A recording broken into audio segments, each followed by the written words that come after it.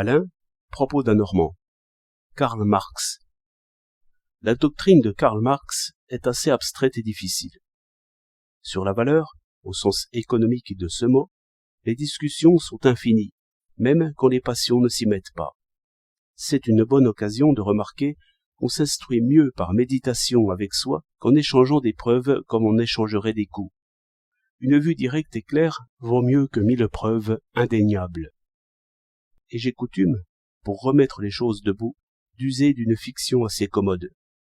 Je ne veux pas considérer d'abord ces banques, ces entrepôts, ces flottes, ces bazars, ces machines, ces métiers divisés et cet argent dans ma poche, toutes choses qui accablent l'entendement par leur variété et complications.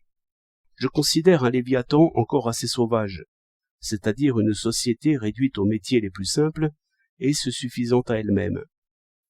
Tout le monde y travaille, et les vocations sont réglées de façon qu'année moyenne, rien n'y manque et rien n'y soit en excès. Par exemple, les charbonniers font juste autant de charbon qu'il en faut pour tous. Les agriculteurs produisent autant de blé que Léviathan en veut pour son pain quotidien. Le vigneron, juste assez de vin, et le cordonnier, juste assez de chaussures. Je suppose encore qu'ils sont assez peu nombreux pour échanger toutes ces choses utiles, sans marchandage, ni crier, ni argent, chacun prenant sur les produits ce qu'il lui faut justement pour vivre. J'écarte aussi les paresseux. On pourra dire alors, en considérant cet équilibre, que chacun reçoit en produit un juste salaire, ou, ce qui revient au même, que tous ces produits sont échangés selon leur juste valeur, ou, pour parler autrement, que les valeurs échangées sont équivalentes. Mais que donne chacun réellement chaque jour? Une journée de travail. Et que reçoit-il? Le produit d'une journée de travail. Aussi, un objet qui exige 10 journées de travail donnera-t-il droit au produit de 10 journées de travail. Il vaut donc 10 fois plus qu'un objet qui n'en exige qu'une. Si je mets 8 jours à faire une roue, il faut bien que je vive pendant ces 8 jours-là, c'est-à-dire que j'ai en échange du blé pour 8 jours, du charbon pour 8 jours, et ainsi du reste. Tout cela, c'est la valeur de la roue. Si j'arrive à la faire en 7 jours, elle vaudra moins.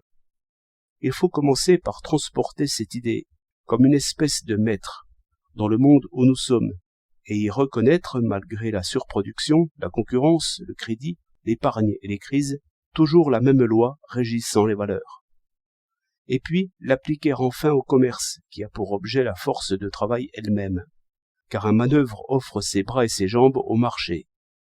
L'idée de Karl Marx, c'est que la valeur de cette force de travail elle-même suit la loi de toute valeur. On la paie d'après ce qu'elle coûte en journée de travail, c'est-à-dire d'après ce qu'il faut de journée de travail pour que le travailleur répare ses forces et nourrisse un enfant qui le remplacera. Et le surplus reste à l'employeur. Voilà le résultat inévitable d'un échange où le travailleur offre, non plus ses produits, mais sa force de travail elle-même. La loi des échanges s'y retrouve. Voilà comment l'injustice a forme de justice. Et l'erreur vient de ce que le travailleur est considéré alors comme outil et marchandise, non comme coopérateur. Cela pour faire entendre que la morale veut des préliminaires. 30 décembre 1912.